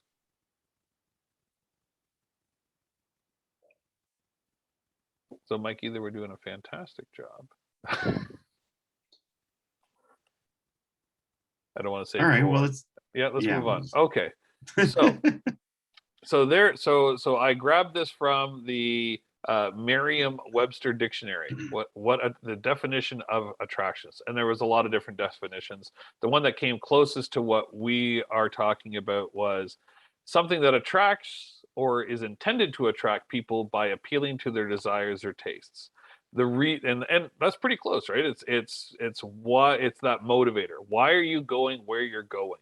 And it is typically one thing or a series of things that are within a destination. This is why it's so important to build a destination it motivates people to get off their couches and go see something.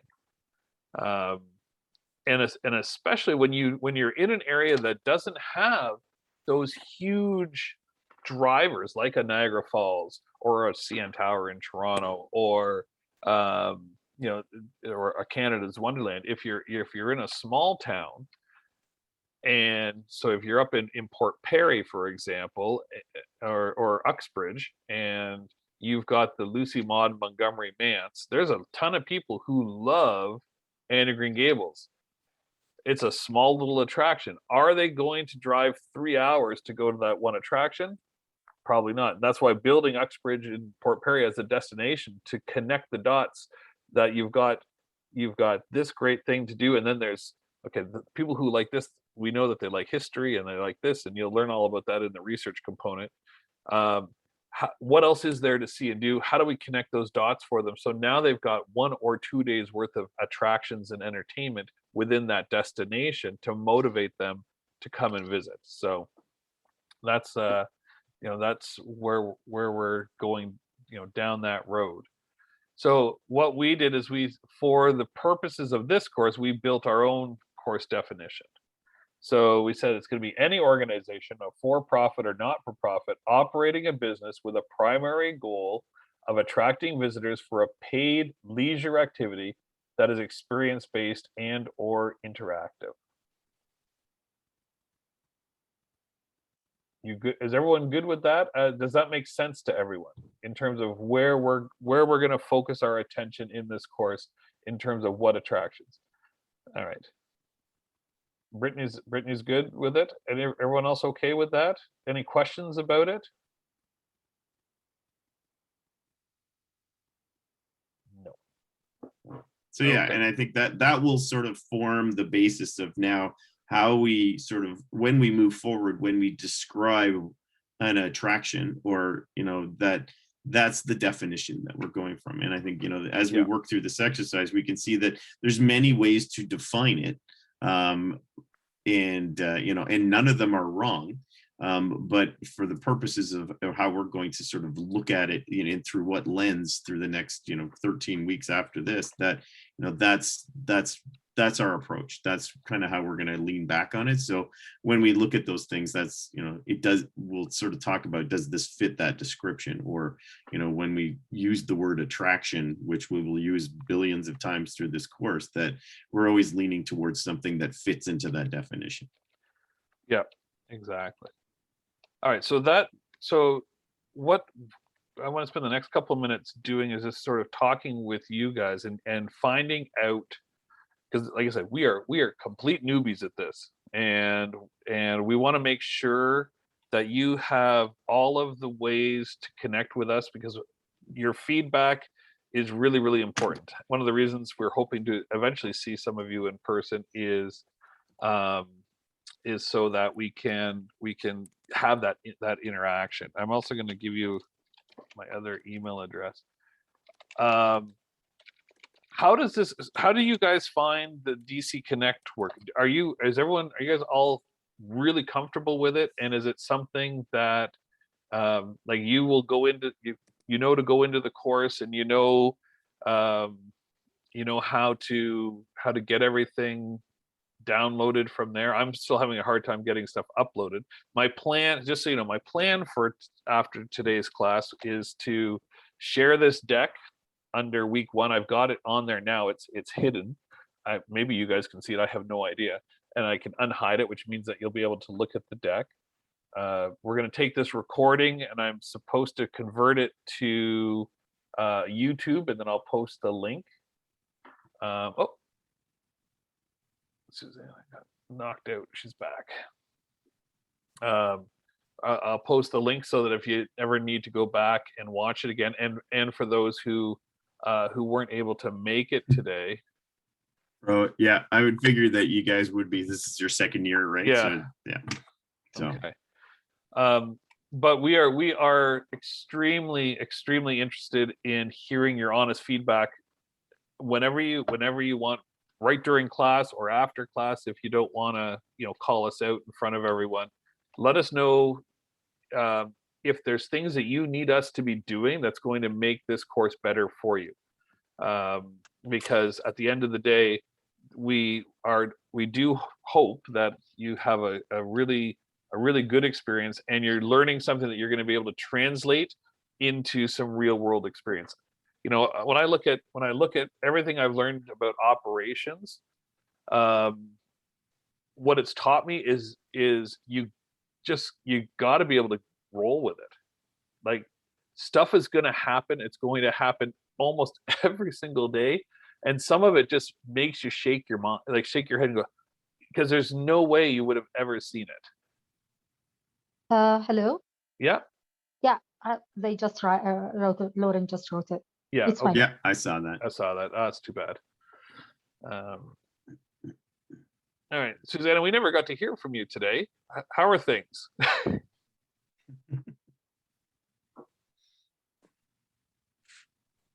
Oh, maybe. All right. She's shy. That's fine. Anyway, I think, like Chuck said, I think, what we want to make sure that as we go through this and we look at attractions operations is, everybody here has, you entered in this program with a mind towards, where you wanted to take it when you finished, what kind of part of this very large, umbrella industry, that you're going to take it in. So, if there are, if you have specific, sort of questions as we go along that sort of apply to where, to where your area of interest lies, then, we'll try to address those as we go through, or, talk about how we can, how those things apply to what you're looking at. Because, maybe you might be wanting to go into the tourism industry or run tours, or maybe you don't know yet, and, or you're excited about different parts of it. So like, as we've mentioned before, there are a lot of transferables, and there are a lot of common themes that sort of circulate around in the industry. A lot of I will say the sectors or the groups of that they have different names for different things, or they treat them in different ways, but they are the same thing. And, and they, the considerations do match. So, we definitely want to hear from you guys, and, we want to make this as sort of, I'll say, interactive and sort of user friendly as possible. Because yes, we're not teaching mathematics. We're not teaching, anything that's a hard, sort of, this is the only way that it can be learned skill. This is very soft in terms of, there are a lot of ways that we can approach it. There's a lot of ways that we can discuss it. We have our thoughts on how we want to approach that too. But we want to take some feedback so that we can look at and make sure that you're getting what you want out of that sort of experience in this course, in terms of, those within those sort of buckets as we go along, so that, if there are stuff, and, Chuck and I, through our sort of journey through the industry, have encountered many people in many different settings that work in this business, and have made careers out of it, had made lives out of it. And, the richness of it in terms of just the sheer level of sort of I'll say, the fun and and the passion that gets driven by it is because of the people that work in it.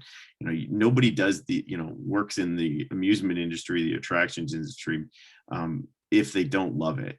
And that, and everybody had the reason why they did. For me, it was just that, it was the pace is, it's fast, and that's why I worked in the big guys, the big attendance, because those are very large and very, when you're in it, it's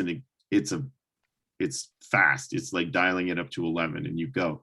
But there's a lot of work that goes in the background to make sure that when it happens, that you're not making it up on the fly, that it's happening as per your plan, but that you have to react to the things that are unexpected and that go through it. And some of that we'll talk through as we, talk about how to build those plans, is how do you sort of think about all the different bits that are going to go through that, and where the unexpected is going to rise up, and you don't know what that is, but how do you sort of react to it, and how do you organize yourself to deal with those things and be, successful in it. In the end, it's always a business, even though, it's sort of, camouflaged and fun, that in the end, it's a business, and it's about, obviously making money and being, in finding what you would consider success in your own right. Yeah. And for me, the reason I got into it was it's on the going into the smaller ones, is I wanted to be able to affect change, right? I wanted to be able to go in and take a look at it, say, I think that we can do it this way and it's going to be better from an operating perspective or a marketing perspective or whatever. And then even when I got into the bigger ones, when I was working at Ontario Place, it was for the same thing. There's a certain amount of freedom that comes with working in this industry. You do end up surrounding yourself with phenomenal people, but your ability to there's also the whole attraction side. There is a tendency towards being completely open to doing new things and trying new things. Right? Because there's what's the worst that can happen mentality. Now, Mike and I have done a couple of things over the years, that we were like, oh yeah, that was the worst that could probably happen. And we should, well, why don't we finish today, Mike, with the story of when I was developing the Heritage Days, and let's talk about the which Heritage Day was that with the helicopter fiasco? Oh, that was Punjabi Heritage Day. That's right.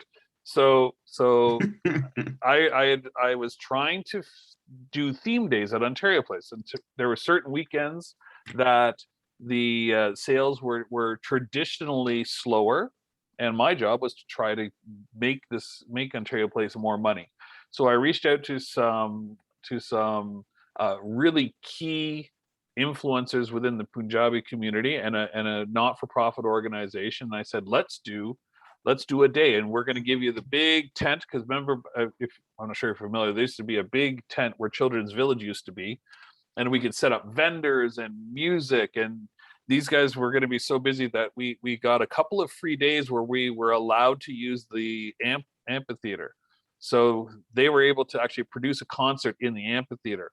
Well, one of the guys was very influential. He had a radio program, and he decided that what he was going to do is, we had a helicopter that gave rides off of Ontario Place, and just, up and down, 5 minutes, off you go.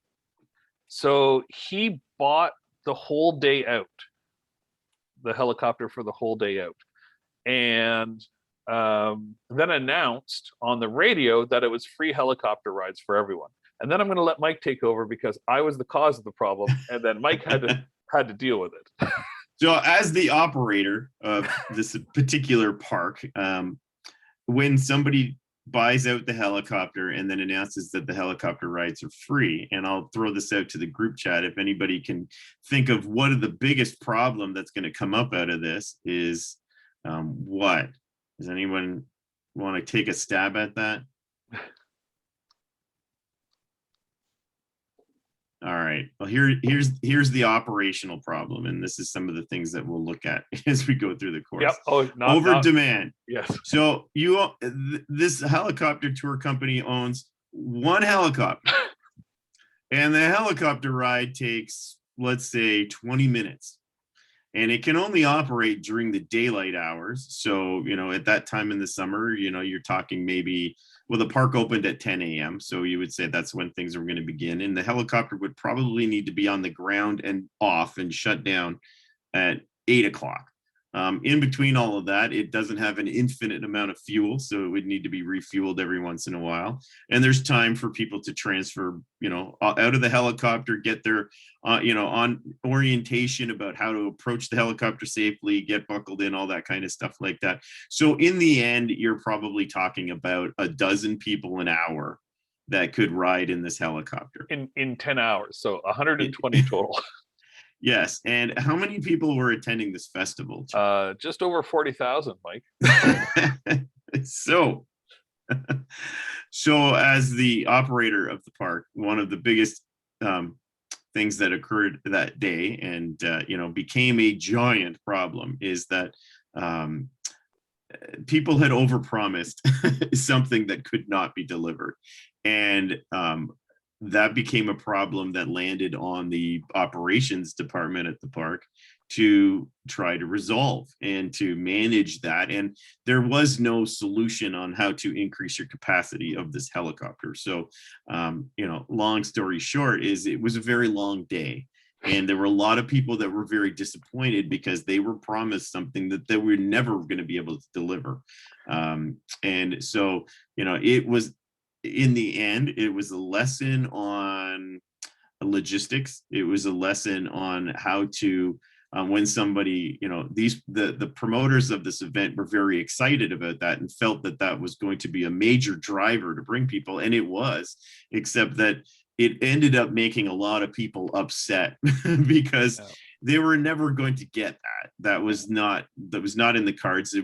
This was very definitely going to be an experience that, the very smallest wedge of people. And what ended up happening was that they ended up with a system of if you showed up, we would give you a boarding time. But of course, that meant that the first 120-ish people who happened to get to where this thing was were going to get a boarding time. But that was 10 in the morning, and your time may be 7:30 at night. So then you've committed to an entire, 9 hours of doing something else before it's your turn. Some of those people never left the area. They just waited, and other people lined up under false hope that they would somehow squeeze their way in and all those kinds of things. But so, it's a funny story about how, things could go really wrong really fast. And that, as an operator, as an attractions operator, all of a sudden you're handed a set of circumstances that are somewhat out of your control. And that because maybe you weren't part of, the initial conversations where you could have brought those things up, or maybe those things were brought up, but they weren't really important at the time. It was more about the idea than the actual thing. So it definitely created a scenario that was a little bit interesting, and certainly one of the stories that I tell over a few beers every once in a while. Yes, and they did their best. Mostly because I got pulled into the operating side that day because Mike was like, "Chuck, you made this mess. You got to help clean it up," which is something that happened every once in a while. It was all with good intentions, but they did everything they could to make sure that those people that were 200 to 2,000 in line, and the line just sort of snaked around the park. We just kept saying, "You're not going to get in. Don't waste your time. Enjoy your day. The concerts are here. You got this going on." Another unintended consequence from that day was the CNE was going on at the time, and there was another helicopter operator who we knew, who ran the helicopter tours from the CNE. And the people that would be coming in on the GO train were walking through the CNE to get to Ontario Place, and were lining up there.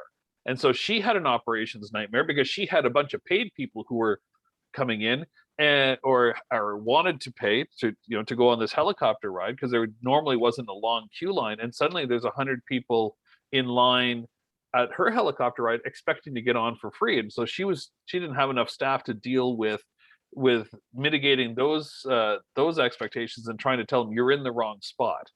So it was an interesting day for sure. And we're we'll leave it at that. I'm just going to share the screen. We'll May talk I- about, yes. May I, yeah, just jump in? I mean, from a customer point of view, I always, when there is a limited capacity, I always prefer discounted fare than a Mhm. free promotion. Absolutely. Oh yeah, and we agree 100% that, and that's what should have happened. But the issue was it was a third party. They were selling all the tickets, so we gave them, 40,000 consignment tickets at a certain price, like at a discount price, and then they marked them up. I think we gave them to them for like $10. 50,000 tickets for $10. That's not bad. They sold 40,000 of them at probably $20 each, which paid for the bands. It paid for all of this stuff. Allowed them to do the helicopter.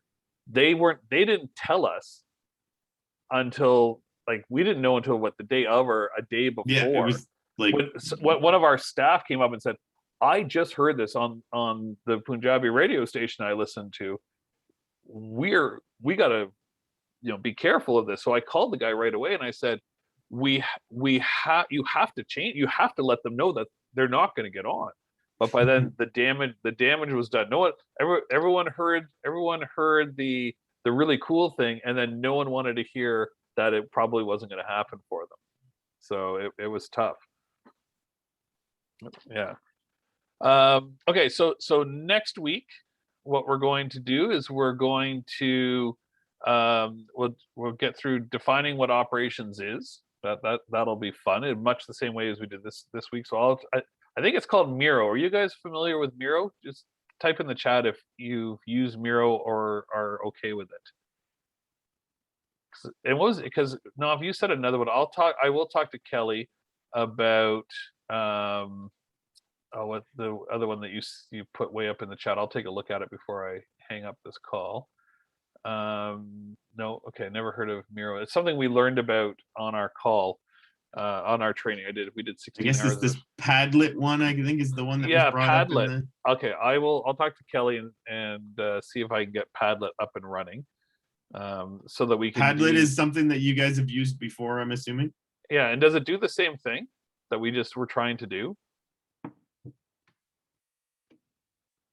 Cool. Okay. All right, we'll take a look.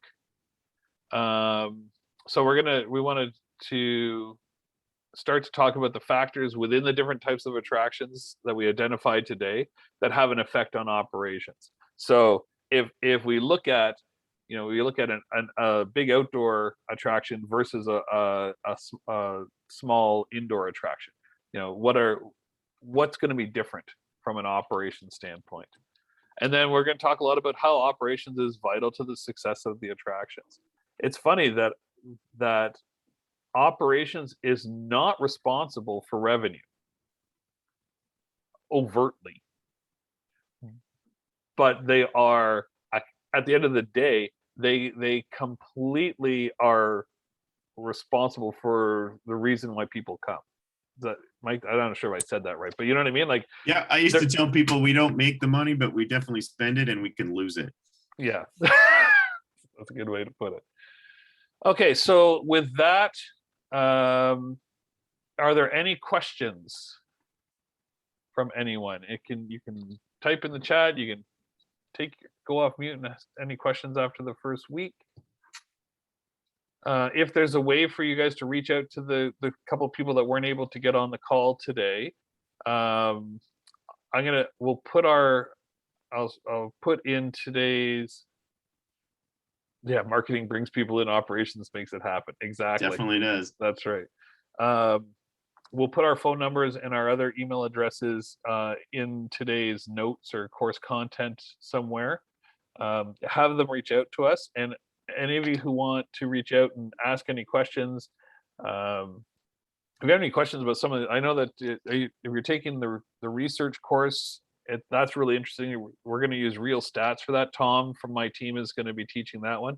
So if you have any just general questions about where to go with this and with along a careers path and that sort of thing, we're here because, like I said, as Mike said earlier, we're not doing this for the money. We're doing it because we love what we do, and we're excited that other people like yourselves can see, have that initial passion, and we want to keep that, growing that passion, so you end up later on teaching this course or a different course, you know, when you're old like I am. So other than that, nothing last minute.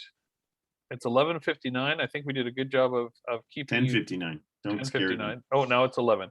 So we will leave it at that. I'll post stuff when I can. Please reach out. Let us know the good, the bad, and the ugly from this class, and things that you want to see going forward. Thank you. Michael, you want to take us out? Yeah, I guess, you know, same said Chuck. We'll see you guys next week. You know, I hope I hope we, you know, we sort of grow with this, and we we have some fun. And yeah, like Chuck said, if there's anything you guys, you know, want to know, or questions that you have or whatever, then, you know, make sure you reach out to us, and, you know, we can plan to address those in the week ahead. Yeah. So, Perfect. all right. We had a lot of fun. Thank you so much for being so attentive, and the chat thing worked great. So, you know, if we do end up some of us meeting in person, we're going to bring the coffee. We'll talk to you soon.